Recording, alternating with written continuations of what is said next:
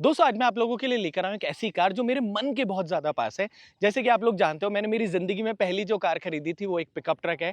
And आप जानते हो कि भारत देश में हर इंसान थोड़ी ज़्यादा प्रैक्टिकलिटी के बारे में सोच रहा होता है, जहाँ पर इस तरीके की गाड़ियों को बहुत ज़्यादा तवज्जो नहीं दी जाती, क्योंकि एक तो लंबी बहुत होती है, दूसरा अंदर की तरफ बैठने की जगह भी कम मिलती है और डाले में सामान रखना हर किसी के लिए बहुत ज़्यादा इंपॉर्टेंट नहीं होता। पर बिलीव मी दोस्तों, ये वो कार है जो लोगों का एक सपना होता है। और अगर आप किसी भी लड़के से पूछो कि इस कार को देखकर उनको क्या लगा, तो 100% उनका जो ओपिनियन आपको देखने को मिलेगा, वो ही एक बहुत बड़ा रीज़न है इस कार को खरीदने का। एंड पूरे पिकअप ट्रक कैटेगरी के अंदर जो सबसे ज़्यादा रिलायबल पूरे वर्ल्ड में कार है, वो है टोयोटा हाइलक्स। ऐसा मैं नहीं कहता, आप सारी मैगज़ीन से लेकर आप वॉर से लेके हर एक सिचुएशन में जानते हैं कि ये कार 3 टायरों पर भी चली जाती है, टायर फटने के बाद में भी चली जाती है, एंड टॉपल होने के बाद, बहने के बाद में भी, इस कार का एक सिंगल सेल्फ मारने के बाद में भी टोयोटा हाइलक्स वापस एकदम से जो जिंदा हो जाती है। मुझे ऐसा लगता है कि ये कारों की वुल्वरीन है। सो इस कार का जो 9th जनरेशन फेसलिफ्ट है वो इंडिया में एट लास्ट आ चुका है, जहां पर क्या सारी चीजों का चेंजेस है वॉक अराउंड में हम बात कर चुके थे।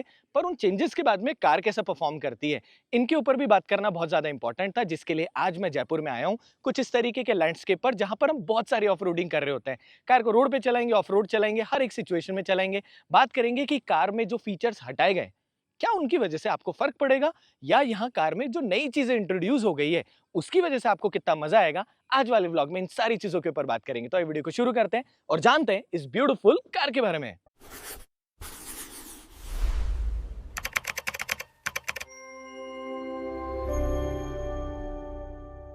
तो चलिए दोस्तों, कार चलाना शुरू करते हैं। रिक्वेस्ट सेंसर कोने पर और अंदर की तरफ आपको सेम डोर, वो सारी चीज़ें मिलती है जो एग्जैक्टली आपको पुरानी वाली हाइलक्स में मिलती थी। मतलब वैसा सा सिमिलर सा पैटर्न है, थोड़ी चीज़ें चेंज है। सबसे पहले सॉफ्ट टच मटेरियल, यहाँ पर भी सॉफ्ट टच मटेरियल, यहाँ पर भी सॉफ्ट टच मटेरियल, कभी स्पेस, जिसके साथ में power window switch right left करने के लिए, और साथ में ऊपर की तरफ जो ओवरवीएम है उसको फोल्ड करने के लिए आपको मैकेनिज्म मिलता है, लॉक अनलॉक का मैकेनिज्म, और नीचे की तरफ पानी की बोतल और बाकी सारी चीज़ें रखने की जगह। इवन यहाँ पर आपको एक लाइट मिलती है जो रात को बहुत ज़्यादा इंपॉर्टेंट है।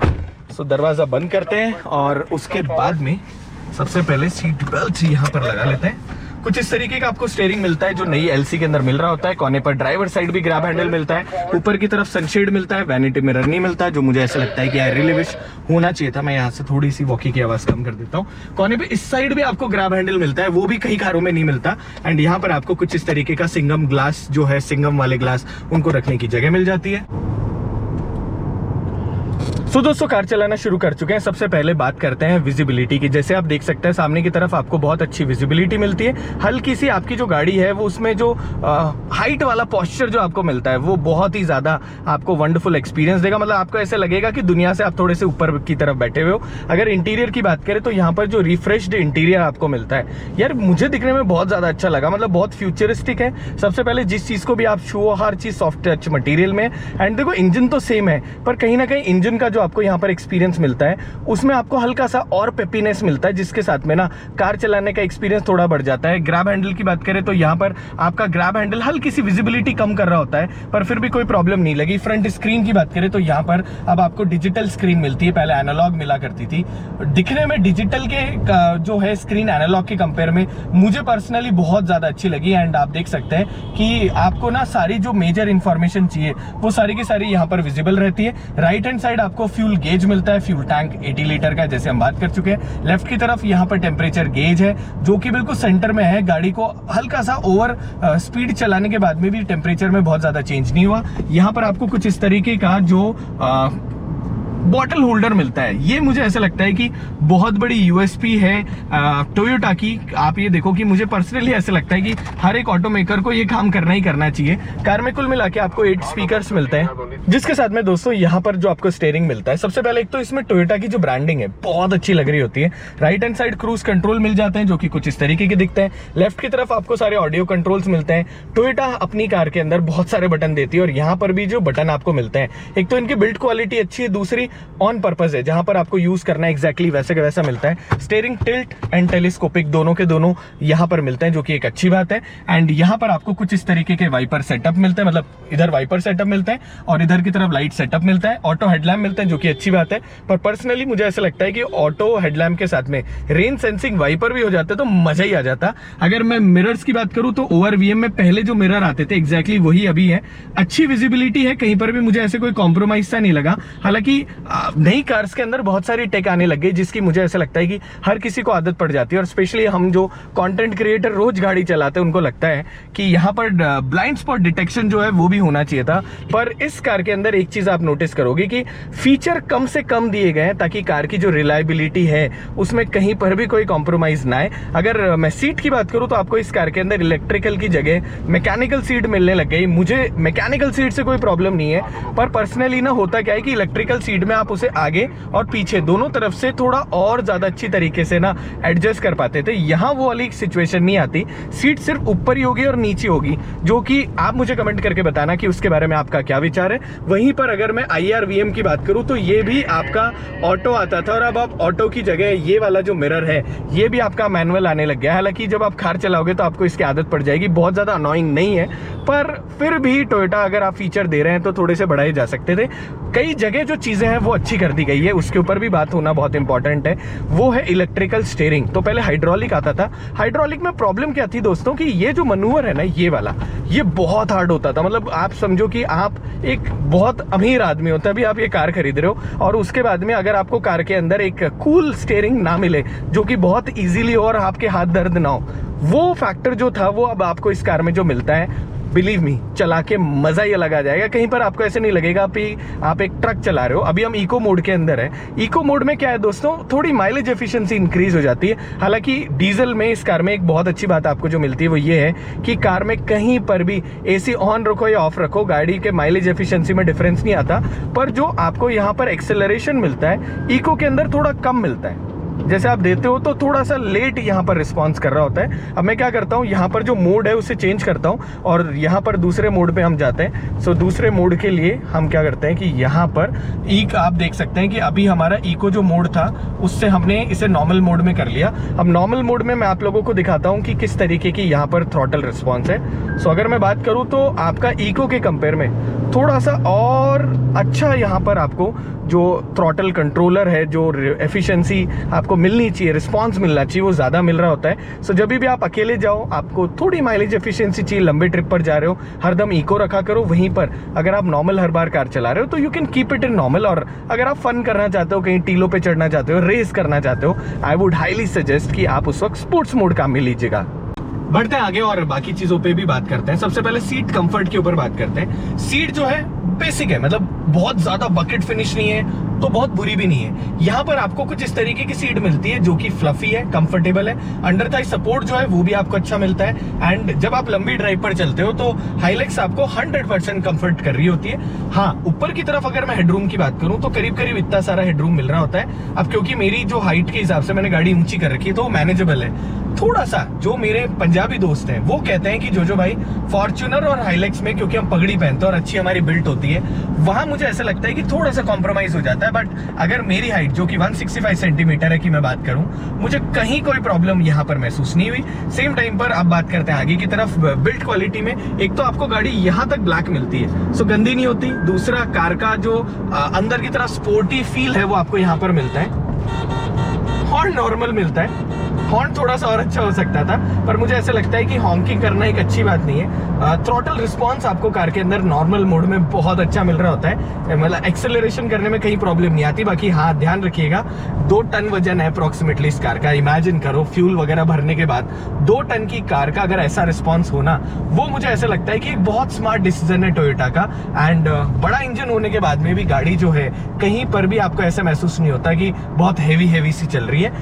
सीट की बात करते हैं इधर की तरफ हैंडरेस्ट की। सो सबसे पहले एक तो हैंडरेस्ट थोड़ा सा मुझे छोटा लग रहा होता है, मतलब अगर मैं बहुत लंबा होता तो मेरे लिए थोड़ा मैनेजेबल हो जाता, पर जिस हाइट के हिसाब से मैंने सेट कर रखा है इसका बहुत छोटा सा पार्ट मुझे मिल रहा है। बट यस, कंफर्टेबल है, अच्छी इसके ऊपर आपको पैडिंग मिलती है एंड मोस्ट इंपॉर्टेंट यहाँ पर आपको बहुत सारी जगह मिलती है सामान रखने के लिए। अंदर की तरफ यहाँ पर आपको एक 12 वोल्ट का सॉकेट मिल जाता है एंड उसके साथ में बेसिक जितनी भी आपको चीजें हैं जैसे AC टू DC कन्वर्टर वो भी यहाँ पर जो आपको मिल रहा होता है। पर्सनली मुझे ऐसा लगता है कि वो बहुत अच्छी चीज है for a car like this. अब आगे बढ़ते हैं, बॉटल होल्डर के ऊपर बात करते हैं। दोनों तरफ आपको 2 बॉटल होल्डर के साथ में सेंटर में यहाँ पर भी बॉटल रखने की आपको जो जगह मिलती है ये अच्छी बड़ी जगह है, मतलब इसमें आप बड़ी साइज की बॉटल रख सकते हो।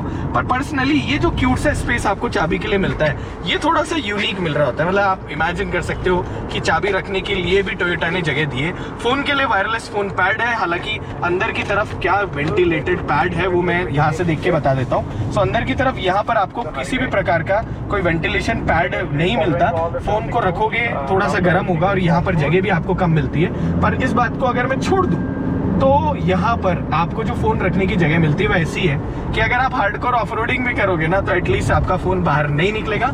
इंटीरियर ये वाला जो कंसोल है पूरा का पूरा ये LC इंस्पायर्ड है, नया है। पुरानी कार के कंपेयर में थोड़ा सा और ज्यादा आपको रिफ्रेश महसूस होगा, जिसमें 2 C टाइप चार्जिंग पोर्ट मिल जाते हैं। यहाँ पर आपको ट्रैक्शन कंट्रोल, डैक और उसके साथ में रियर डिफ लॉक इंगेज करने के जो बटन है वो दिखते हुए मिलते हैं, कहीं पर भी हिडन से नहीं मिल रहे होते। पर इनमें मुझे ऐसा लगता है कि इल्यूमिनेशन है या नहीं है, रात को कार चलाएंगे तब इसको ज्यादा अच्छी तरीके से चेक करेंगे।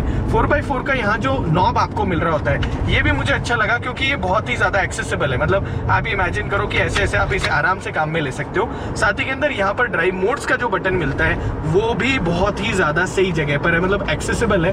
ऊपर की तरफ ये वाली जो पॉइंट है यहाँ पे मुझे सिर्फ एक बात का हल्का सा रिग्रेट लगा, वो ये है कि इस कार के अंदर आपको यहाँ पर जो ये कंट्रोल्स मिलते हैं एक तो थोड़े से स्प्रेडेड मिलते हैं जिनकी जरूरत नहीं थी, एंड दूसरा यहाँ पर आपको ऑटोमेटिक क्लाइमेट कंट्रोल नहीं मिलता। मुझे ऐसा लगता है कि यहाँ पर ऑटोमेटिक क्लाइमेट कंट्रोल के साथ में ऊपर की तरफ जो स्क्रीन थी उसमें डिस्प्ले किया जा सकता था, तो आपको एक्स्ट्रा स्क्रीन की जरूरत भी नहीं पड़ती और जो कंट्रोल्स हैं वो ज्यादा अच्छी तरीके से लोगों को यूज में भी आ रहे होते हैं। दोस्तों आगे बढ़ते हैं और क्रूज कंट्रोल के ऊपर बात करते हैं। कोने पर आपको बटन मिलता है जिसके साथ क्रूज कंट्रोल स्टैंड बाय में यहाँ पर कुछ इस तरीके से आ जाता है। जैसे ही नीचे वाला बटन दबाते हैं वैसे ही यहाँ पर 75 पे हमने क्रूज कंट्रोल सेट कर दिया। ऊपर की तरफ करोगे स्पीड बढ़ जाएगी, नीचे करोगे स्पीड कम हो जाएगी। एंड कैंसिल वाला बटन, एक तो क्रूज कंट्रोल के बटन बहुत ज्यादा अच्छे लगे मुझे, यहाँ से कैंसिल करने का बटन। अब इस कार के अंदर आपको अडेप्टिव क्रूज कंट्रोल नहीं मिलता, मतलब टेक्निकली एडास का कोई फीचर नहीं मिलता। हम सबको उम्मीद थी कि इस कार के अंदर एडास आएगा। अब अगर आप डेली रूटीन में कार चलाते हो, आप जंगलों में चलते हो, एडास का बहुत सारा यूज नहीं है, पर मुझे ऐसा लगता है कि कम से कम blind spot detection, emergency braking जैसी छोटी मोटी अगर सेंसर्स यहाँ कार में होते तो उसकी वजह से चीजें थोड़ी सी और सेफ हो सकती थी। बट हाँ ठीक है, जो पहले क्रूज कंट्रोल आ रहा था वैसे का वैसे यहाँ पर आपको क्रूज कंट्रोल मिल रहा होता है। नीचे की तरफ जैसे कि आप जानते हो टोयोटा की कार्स में और बहुत सारे बटन आते हैं, तो यहाँ मोड का बटन आता है जिससे कि आप अगर जो गाने वगैरह सुनना चाहते हो तो आप यहाँ पर सारे ऑडियो कंट्रोल्स काम में ले सकते हो। एक और यहाँ पर वॉल्यूम कंट्रोल्स और बाकी जितने बटन मिलते हैं वो भी सारे के सारे इस तरीके से मिल रहे होते हैं कि कहीं पर भी ना आपको स्क्रीन के ऊपर जाके स्क्रीन को यूज करने की जरूरत ना पड़े। दोस्तों अब हम आ चुके हैं मेन रोड से ऑफ रोड की तरफ, जहां पर हम यहाँ पे शिफ्ट ऑन फ्लाई आपको मिलता है। 2 हाई से 4 हाई हमने एंगेज करा, करते यहाँ पे 4 हाई की कुछ इस तरीके की लाइट आपको मिल रही होती है। And now start doing some of roading stuff with this car. So दोस्तों आ चुके हम ऑफ रोड सेक्शन के अंदर। हालांकि सामने की तरफ ये वाला जो पैच है ये 4x2 के अंदर भी आराम से हाइलेक्स कर सकती है, बट यहाँ पर 4x4 रखने का एक फायदा होता है, थोड़ा सा ना आपको कंट्रोल अच्छा मिल रहा होता है कॉर्नर्स में जहां पर भी बहुत ज्यादा स्लिपरी सरफेस है। अब क्योंकि टायर प्रेशर ज्यादा है तो थोड़ा सा यहाँ हल्का फुल्का मुझे बम्पी लग रहा है। अगर मैं टायर प्रेशर कम कर दूंगा, क्योंकि मैं बहुत ज्यादा ऑफ रोडिंग कर रहा होता हूँ, तो आई नो कि ये गाड़ी जो है थोड़ा सा और ज्यादा कंफर्टेबल हो जाएगी। पर यहाँ पर एक तो इलेक्ट्रिकल स्टीयरिंग का जो फीडबैक है यहाँ थोड़ा सा और ज्यादा मजेदार मुझे लगने लग गया। एंड दूसरा मोस्ट इंपॉर्टेंट, यहाँ पर ना एक यूनिक सी चीज आपको लगेगी, वो ये है कि जब भी कॉर्नर में कोई ऑब्जेक्ट फ्रंट बम्पर के पास में आता है, अब यहाँ पर वो आवाज करने लग जाता है, तो आपको ना उसकी आदत डालनी पड़ेगी। अब सामने की तरफ आपको एक ऐसा पैच दिखाता हूँ जो कि बहुत ही ज्यादा क्रेजी एक्सपीरियंस है। आप देखो सामने की तरफ कीचड़, कोई नॉर्मल बंदा मेरे को लगता है वो इधर जाना भी प्रेफर ना करे, but because you have a car like this आपको कुछ फर्क नहीं है। सामने की तरफ देखो, आप कितनी मस्ती से आराम से कार यहाँ से निकल रही है। एंड हमारी जो कार है वो भी एग्जैक्टली सेम ही एक्सपीरियंस से निकल रही है। दोस्तों बढ़ते हैं अगली हर्डल पर और सामने की तरफ आप देखो क्या भारी पानी हो रखा है यहाँ पर और कितनी आसानी से ना, मतलब मैं कहीं एक्सेलरेट नहीं कर रहा, बहुत आसानी से इस कार को लेकर निकल रहा हूँ भाई। इतना पानी होने के बाद में भी ये इतना फ्रीली जो निकल रही है, व्हाट ए क्रेजी एक्सपीरियंस। मतलब मुझे कहीं पर भी ऐसा नहीं लगा कि ये जो पानी था ना, ये कहीं पर भी कार के लिए कुछ ऐसी हर्डल जैसा है, बल्कि मुझे ऐसा लगता है इस कार के लिए कुछ भी हर्डल नहीं है।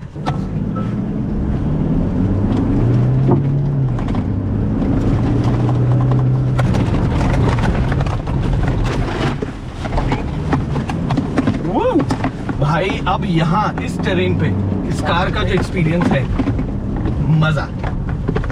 एंड जस्ट इमेजिन करो इस पूरी हर्डल को क्रॉस करके जब मैं आया हूँ, फील्स वेरी नाइस। आइए ब्रेकिंग टेस्ट करते हैं।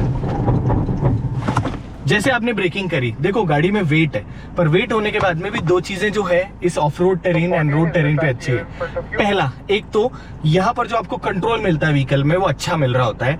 एंड मोस्ट इंपॉर्टेंट, बहुत सारे लोगों ने एक्सपेक्टेशन थी कि काश कार के अंदर पीछे की तरफ डिस्क ब्रेक आ जाए। देखो अच्छी बात है पीछे की तरफ डिस्क ब्रेक आना, पर टेक्निकली होता क्या है कि अगर पीछे की तरफ ज्यादा लोड होगा तो ही पीछे की तरफ जो भी ब्रेक होंगे उनकी एफिशिएंसी ज्यादा अच्छी होगी। बट स्टिल आपने देखा कि हमने जो ब्रेकिंग यहाँ पर इस टेरेन पे करी, that is nice for a car of this big size. अब दोस्तों बाकी सारे एक्सपीरियंस करने के बाद आप लोगों का एक और सवाल होता है माइलेज एफिशिएंसी। यहाँ पर आप देख सकते हैं कि अभी हमें मिल रही है 14.5 किलोमीटर पर लीटर, मतलब दिखा रही है। पर अगर मैं टेक्निकल बात करूं तो अगर ये 10-11 का भी आपको माइलेज दे देता है ना इंजन, तो भी आप ये मानकर चलो कि बहुत ही ज्यादा अच्छा और बड़ी बात है। हालांकि माइलेज एफिशिएंसी के लिए आप अगर बहुत तरीके से गाड़ी चलाओगे तो ये वाला भी मिलेगा, पर मैं तो देखो अब्यूज करने वाले मूड में था कि बहुत तेज चलाऊं। फिर भी यू कैन सी कि यहाँ पर जो एफिशिएंसी मिली वो मुझे लिटरली बहुत अच्छी लगी। एंड यही वो सारी चीजें जो हम एक्सपेक्ट कर रहे होते हैं कि टोयोटा अपनी गाड़ियों में इंप्रूव करता जाए। आप देखो टर्निंग रेडियस की गाड़ी लंबी है, पर फिर भी एक हाथ से स्टीयरिंग को मनूवर करना।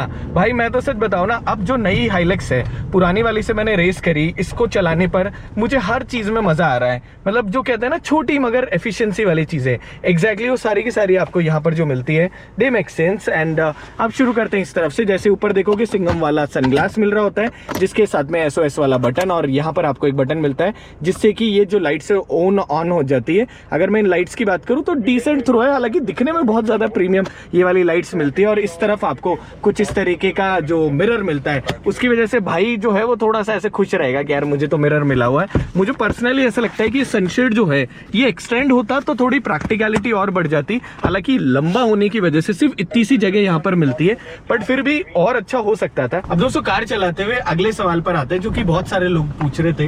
वो कह रहे थे कि जो भाई पहले मैनुअल आ रही थी, अब ऑटोमेटिक ही कार को बना दिया गया है। सो मैनुअल जो है उसको हम बहुत ज्यादा मिस करेंगे। काश कंपनी को देना चाहिए था, हाँ देना चाहिए था, ये मेरा पर्सनल ओपिनियन है। पर फिर भी ये चारों तरफ वाली आप लोकेशन देखो, जो इस कार को ओन कर रहा है, देखो 40 लाख रुपए खर्च करने वाला इंसान जो है वो एक सादा आदमी नहीं है।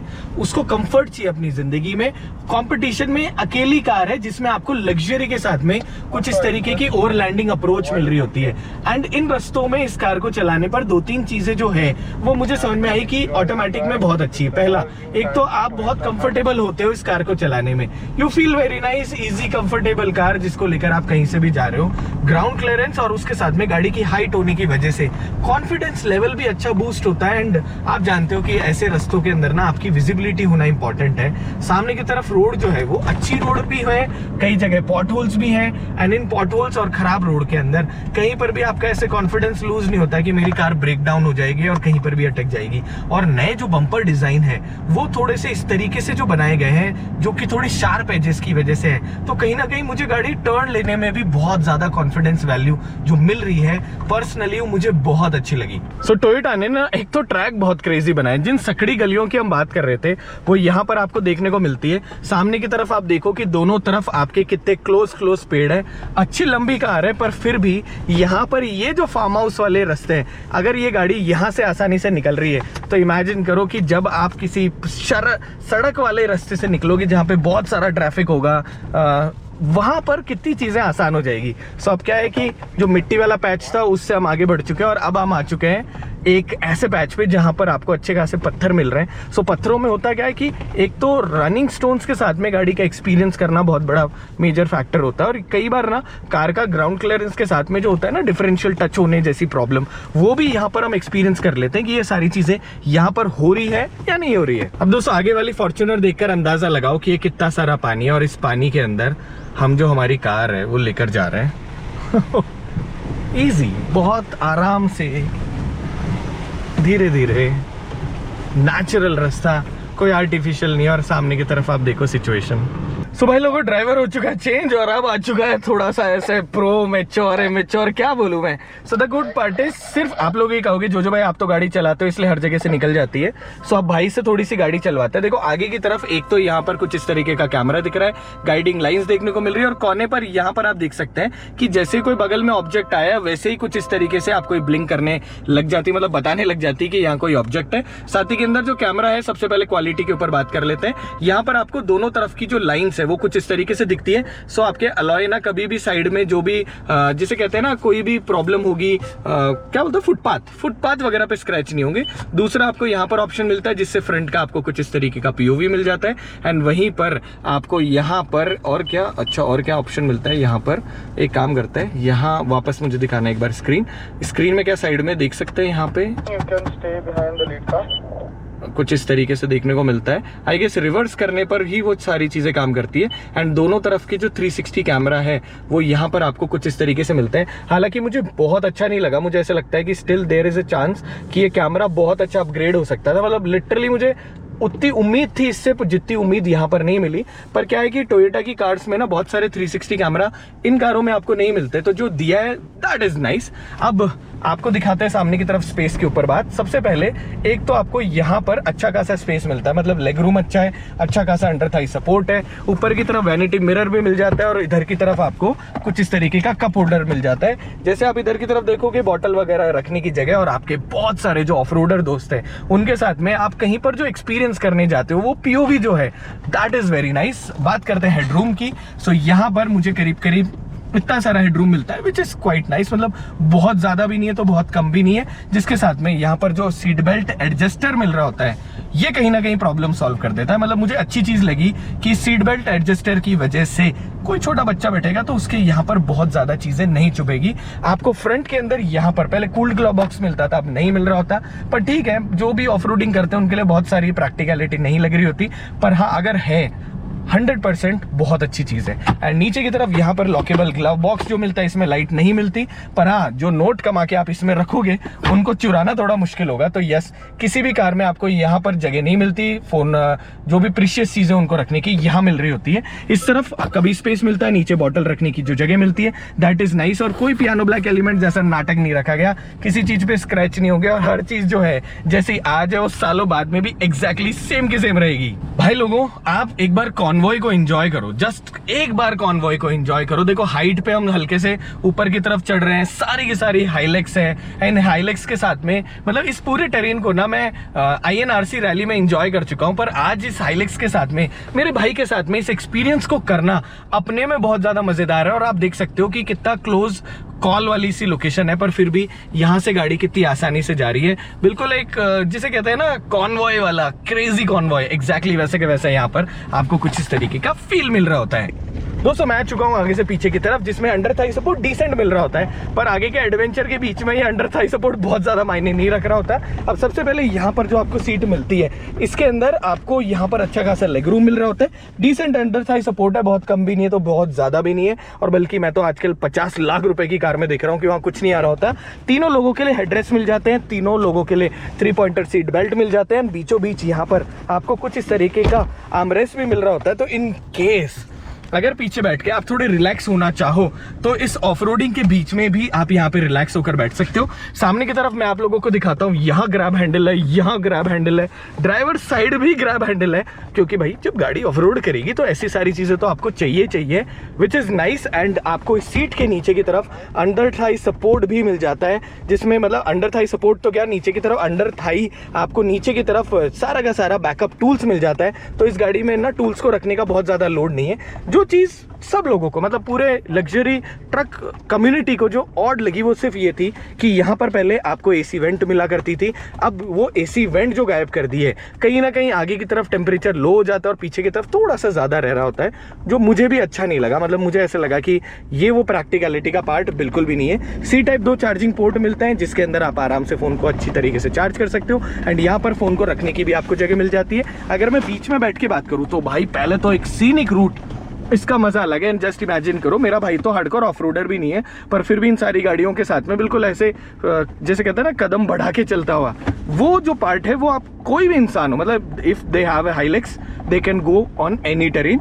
अब यहाँ पर आपको हल्का सा हम्प मिलता है बिकॉज ये लैडर ऑन फ्रेम है, बीच में प्रोपेलर शाफ्ट जैसी सारी चीज़ें आती है, तो आपको बिल्कुल फ्लैट फ्लोर नहीं मिलता, पर दोनों तरफ इतनी जगह मिल जाती है जिससे सारी चीज़ें आसानी से मैनेज हो जाए। सो रोड से लेकर, शहर से लेकर, गाँव से लेकर, on road and off road, हर जगह ऑफ रोडिंग करने के बाद में अब मैं आता हूं वीडियो के कंक्लूजन पर।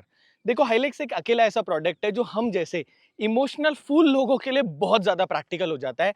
ना हमको लग्जरी चाहिए, ना कंफर्ट चाहिए, हमको एक ऐसी कार चाहिए जिसको लेकर हम किसी भी टेरेन पे चले जाएं, अपनी जिंदगी के वो सपने पूरे करें जो कि एक नॉर्मल कार से नहीं हो सकते हैं।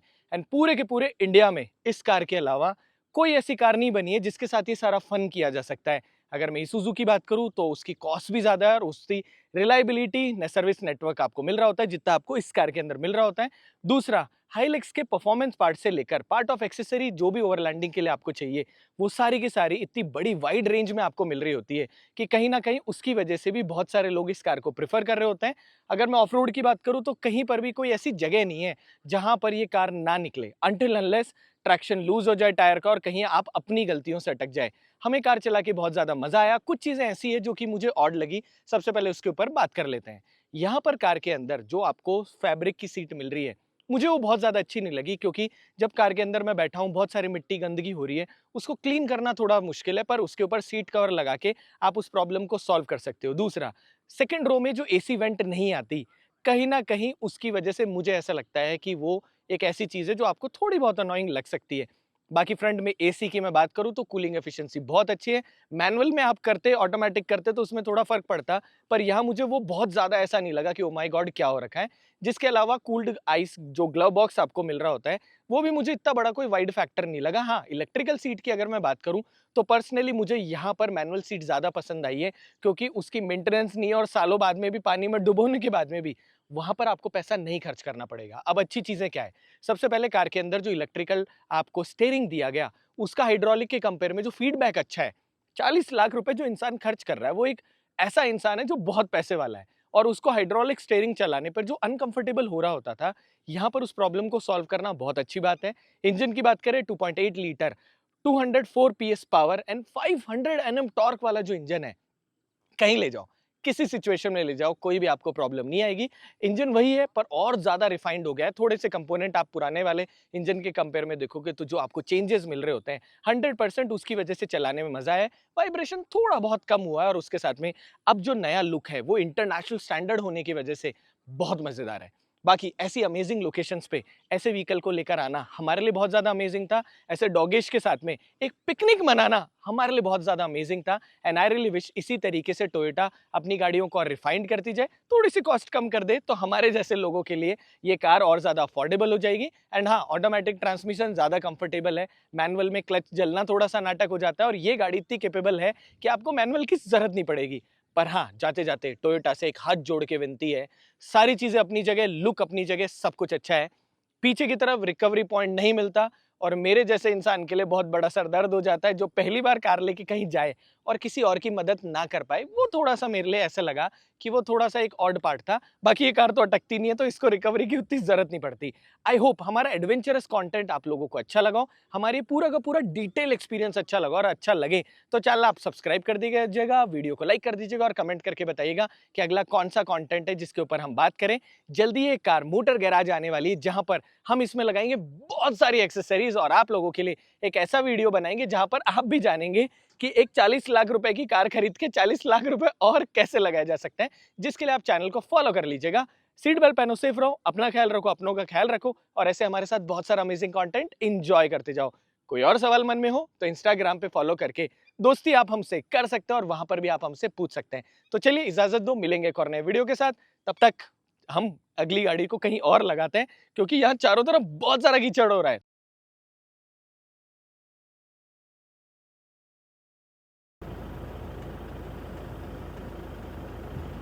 उसके निकलने के बाद ठीक है।